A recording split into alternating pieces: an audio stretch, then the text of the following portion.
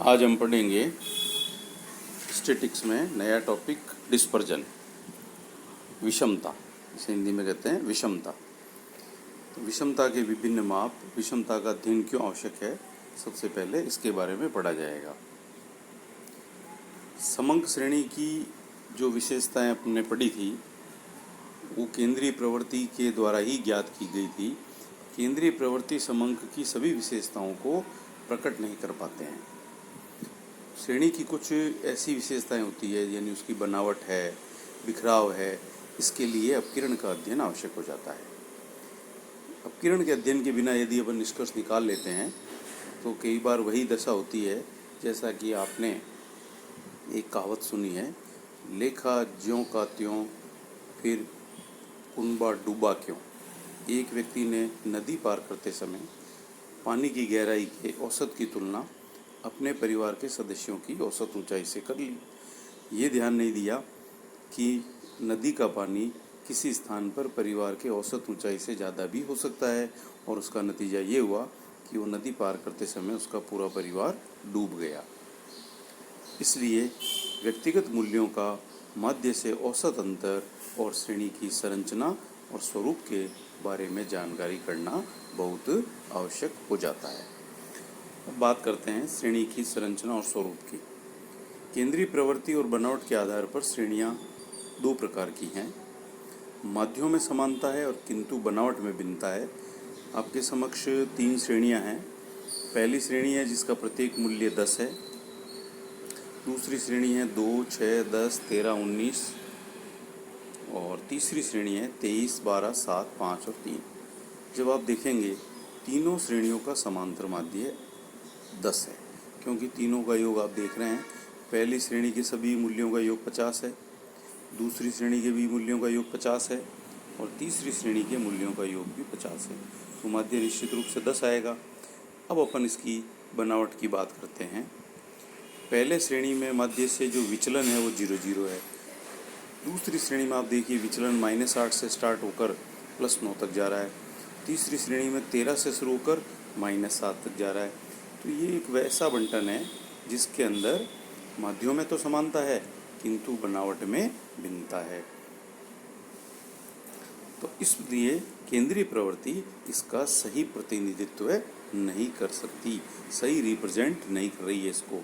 अब दूसरा एक उदाहरण और लेते हैं जिसमें माध्यों में भिन्नता होगी किंतु बनावट में बिल्कुल एक जैसी हैं। पहली श्रेणी है 20, 21, 22, 23, 24, 25। एक का गैप है आपस में प्रत्येक पद में। दूसरी 50 से 54 तक है, तीसरी 90 से 94 तक है। अब आप इनका देखेंगे कि पहली श्रेणी का समांतर माध्य है वो 22 है, क्योंकि 110 में 5 का भाग दिया है। दूसरी श्रेणी का समांतर माध्य 52 है, 260/5। तीसरी श्रेणी में 460/5। लेकिन आप देखेंगे इनकी बनावट बिल्कुल एक जैसी है।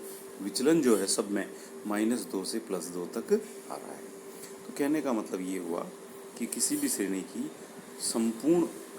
का संपूर्ण रूप से अध्ययन करने के लिए अपकिरण का माप करना जरूरी है। अब होता क्या है अपकिरण, इसको डिस्पर्जन बोलते हैं। केंद्रीय प्रवृत्ति के जो माप है वो प्रथम श्रेणी के माप कहलाते हैं, क्योंकि इनकी गणना समंक श्रेणी के मूल पदों से की जाती है, जबकि जो अपकिरण है ये सांख्यिकी माध्य से ज्ञात किए जाते हैं।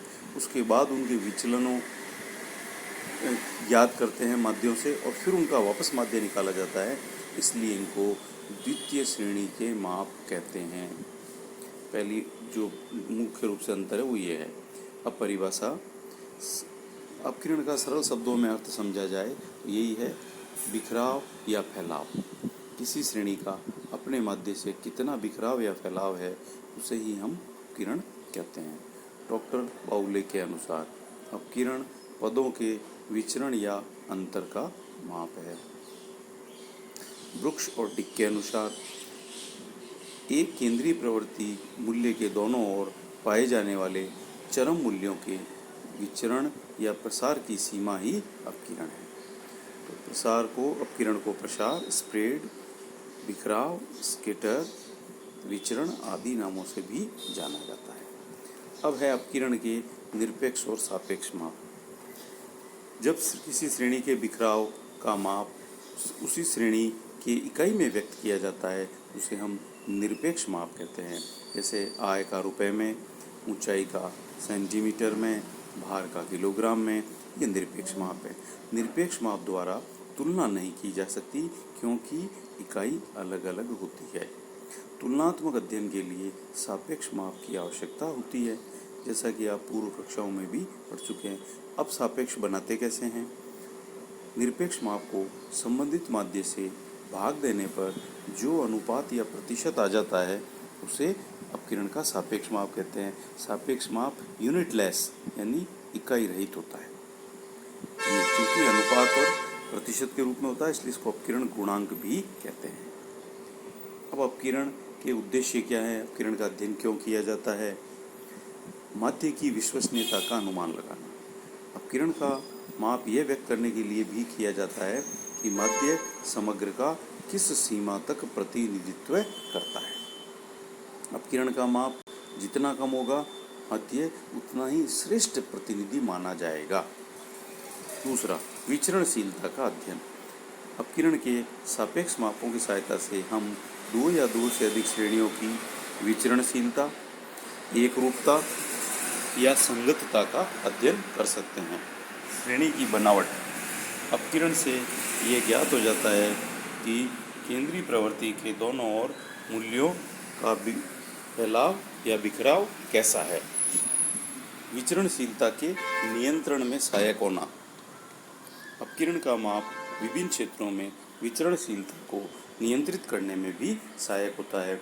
शरीर का तापमान, उच्च रक्तचाप आदि को नियंत्रित करने के लिए विचरण का अध्ययन करके उचित उपचार किया जाता है।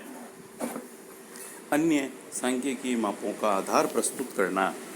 अन्य सांख्यिकीय अध्ययन जैसे हम करेंगे आगे विषमता, कुर्टोसिस पृथुशीर्षत्व, कोरिलेशन सहसंबंध, regression, quality control, hypothesis testing, प्रसरण विश्लेषण आदि के में अपकिरण का उपयोग किया जाता है।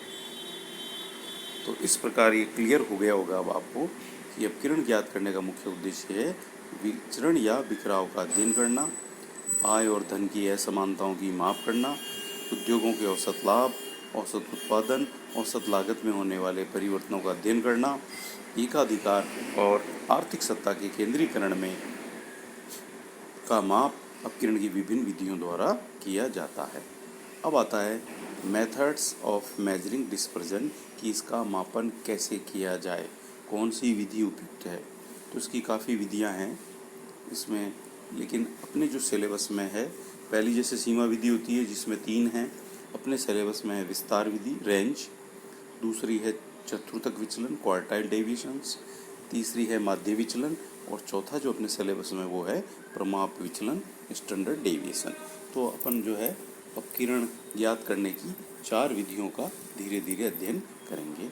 सबसे पहले ले रहे हैं विस्तार, जिसको बोलते हैं रेंज। ये बिल्कुल सरल विधि है। किसी समंक श्रेणी के अधिकतम और न्यूनतम पद मूल्यों के विस्तार को अंतर को विस्तार कहते हैं। विस्तार निकाला कैसे जाएगा? Range L minus S। इसका अभिप्राय है largest value minus smallest value, अधिकतम में से न्यूनतम घटा दी जाती है। अब ये तो निरपेक्ष माप होता है। अब सापेक्ष माप कैसे निकाला जाएगा? कोफिशिएंट ऑफ रेंज CR, इसका सूत्र है L minus S upon L plus S। अब एक उदाहरण आपके समक्ष है। पहला जो है वो बंटन है, कौन सा? व्यक्तिगत। 10 बच्चों के रोल नंबर दिए हुए हैं, उनके अंक हैं।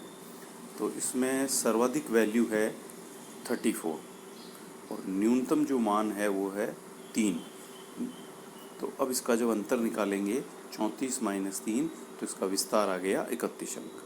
विस्तार गुणांक 34 माइनस 3 अपॉन 34 प्लस 3 0.84।